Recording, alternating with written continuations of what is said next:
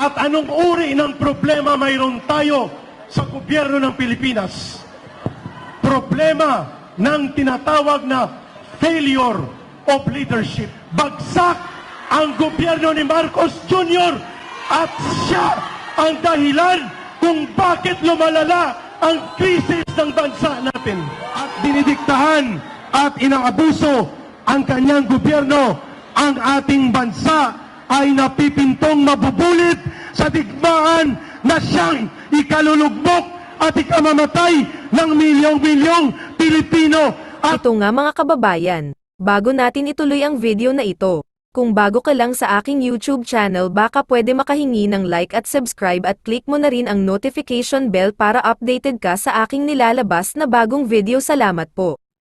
Ano po ang pinakasentro ng problema ng bansang Pilipinas?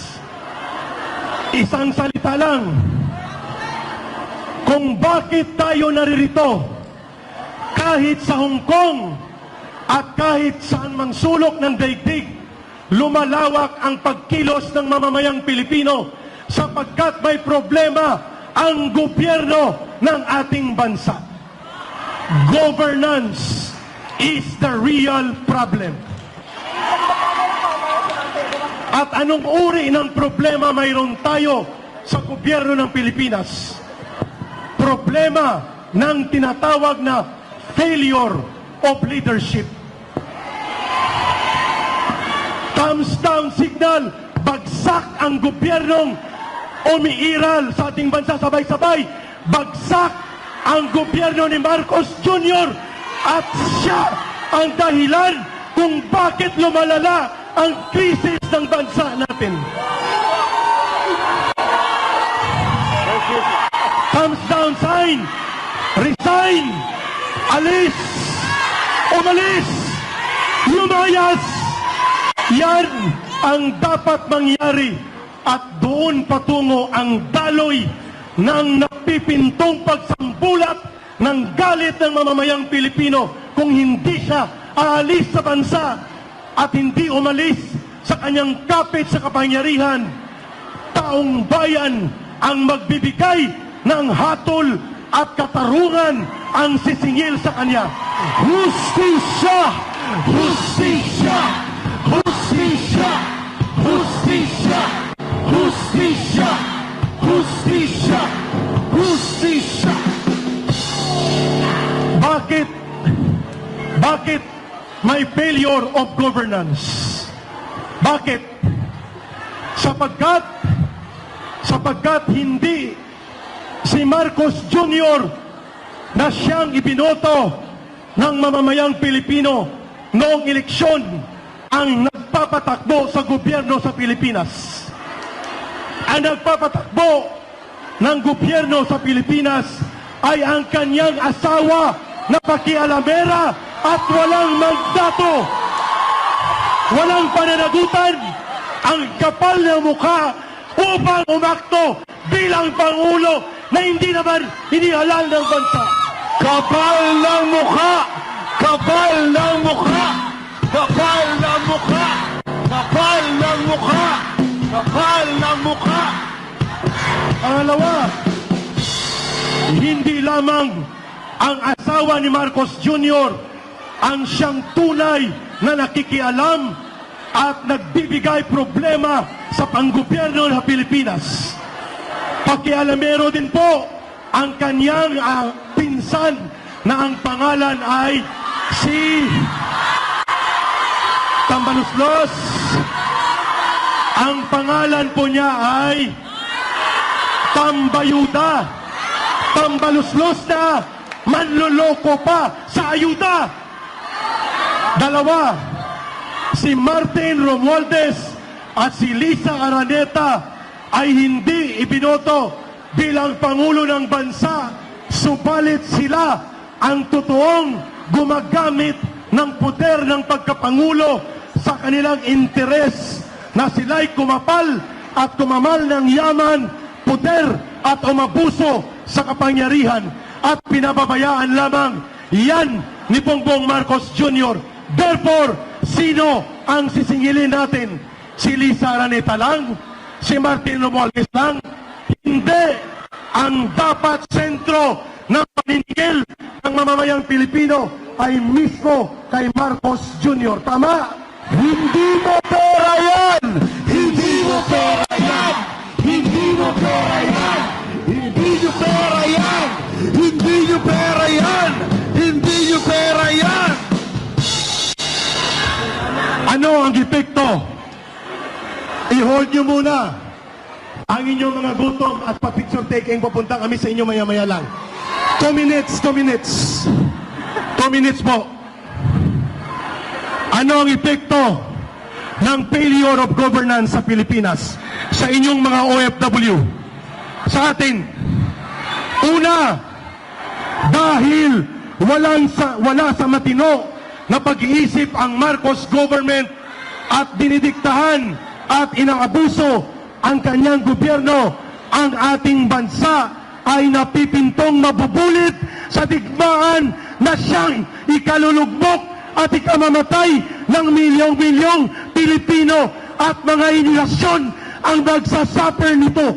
Dahil sa failure of governance, binupulit tayo papunta sa digmaan na hindi dapat maganap.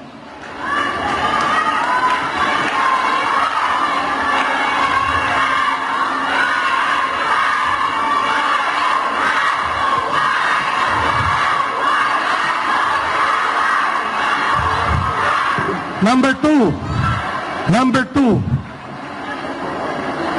dahil sa failure of governance, hindi lamang digmaan ang pinupuntahan natin na sinusulsulan ng Amerika o ng Estados Unidos at ginagamit ito ni Marcos para i-recover ang kanilang mga nakaw na yaman at makakuha ng pabor sa Amerika. Nagaganap din sa Pilipinas ngayon ang matinding panggigipit sa mga karapatan ng mamamayan sa pagpapahayag at pati na karapatan sa pananampalataya. Kung kaya una nilang ginawan ng iligal na hakbang ang pagpapasarado ng iligal sa SMNI na siyang nagmamahal at nagbibigay ng impormasyon na tama sa ating kababayan. Hindi pa sila nakontento, mga kababayan, mga kapatid. Hindi pa sila nakontento.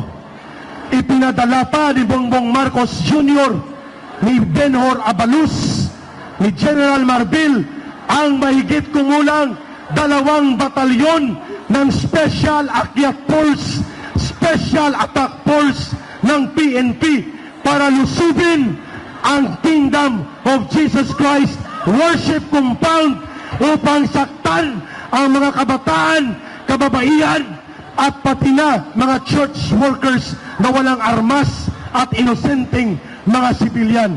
Nangyayari lang yan in the last 45 years na pag-iral ng Kingdom of Jesus Christ kay Marcos Jr. lang yan naganap. Di po ba tama?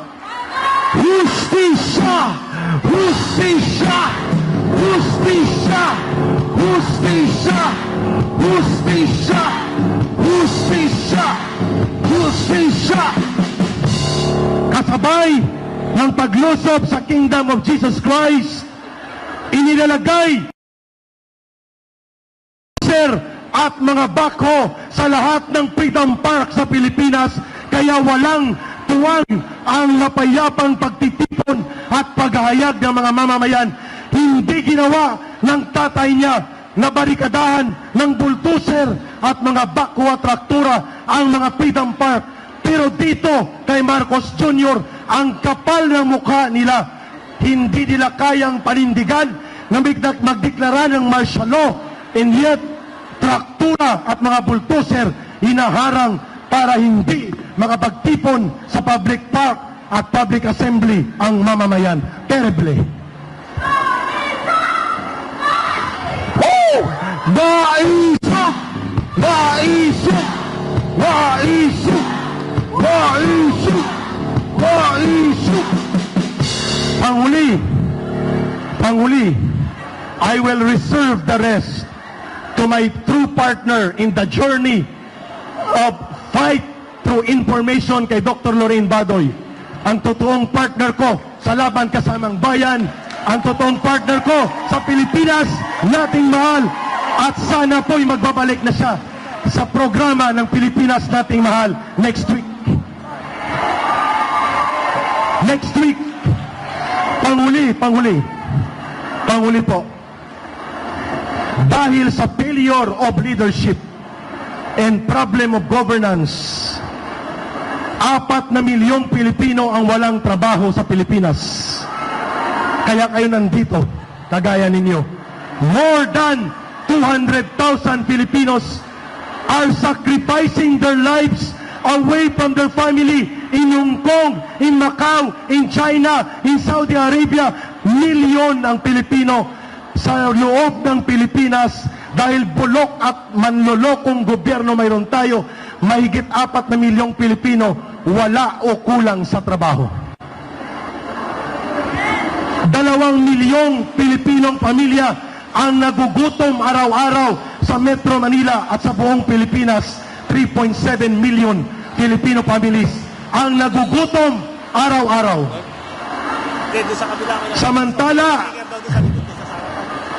Samantala 26 billion mahigit ang pork barrel ni Tambaluslos, Tambayuda, at mayroon pa siyang 120 billion pork barrel sa loob ng DPWH. Samantalang si Mr. Marcos Jr. ay mayroong 13 billion pesos na mga confidential fund. Bilyon-bilyon ang pondo ng gobyerno, pati na ang 500 billion na pondo ng Maharlika Fund hindi na makikita. Papayagan pa ba natin ito?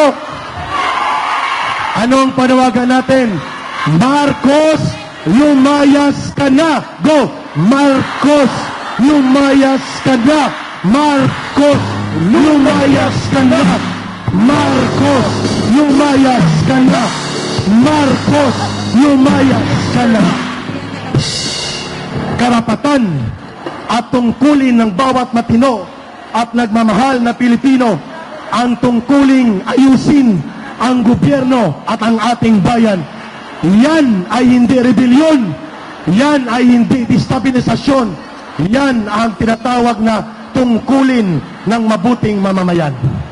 At dahil dyan, handugan ko kayo ng awit na paborito ko nung nako sa CPP, NPA, NDF pa. And then ibabalik natin ang bandila at awitin natin mamaya ang Pilipinas kung mahal. Ito muna. Aling pag-ibig pa ang hihigit kaya sa pag-ibig ko sa'yo bayan ko, sa hirap at ginhawa, sa ligaya at dalita, ako'y kasama mo. Kung ang gintong palay ay kumakaway, katabi mo ako sa bukid bayan ko. Kung tigang ang lupa at di ka makaluha, ako ang magdidilig. Kung ang bulaklak ay humahalimuyak, igagawa kita ng kwentas bayan ko. Kung nananalanta ang bagyo't sigwa, ako'y may kubong ligtas. May pag-ibig pa bang higit na dakila sa pag-ibig ko sa'yo, bayan ko? Wala na nga wala. Tumayo po tayong lahat at awitin natin ang Pilipinas kung mahal. Sasamahan pa ako ni Ma'am Lorraine sapagkat siya na ang susunod. Halika, ma'am. Sabay tayo sa flag. Ma'am Ana, come here please. Tatlo tayo, ma'am. Halika, ma'am. Dito tayo. Tumayo po tayo. Kahit sintonado, ang importante, mensahe. Okay, dito si ma'am. Dito ka sa gitna. Ay, sabay-sabay ha. With feelings. Ang bayan ko'y tanging ikaw, Pilipinas kong mahal, ang puso ko at buhay man sa iyo'y ibibigay. Tungkol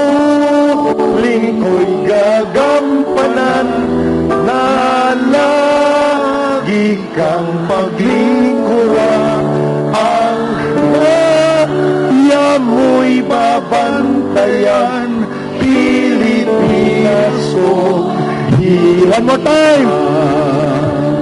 Ang bayan ko'y tanging ikaw, Pilipinas kong mahal, ang puso ko at buhay man sa iyo'y ibibigay, tungkulin ko gagampanan, na lagi kang paglingkuran, ang laya mo'y babantayan, Pilipinas umiran. Welcome back to Pilipinas ating mahal, my partner, Ma'am Lorraine Maribadoy. Mabuhay ang sambayanang Pilipino! Magtatagumpay tayo! Champion!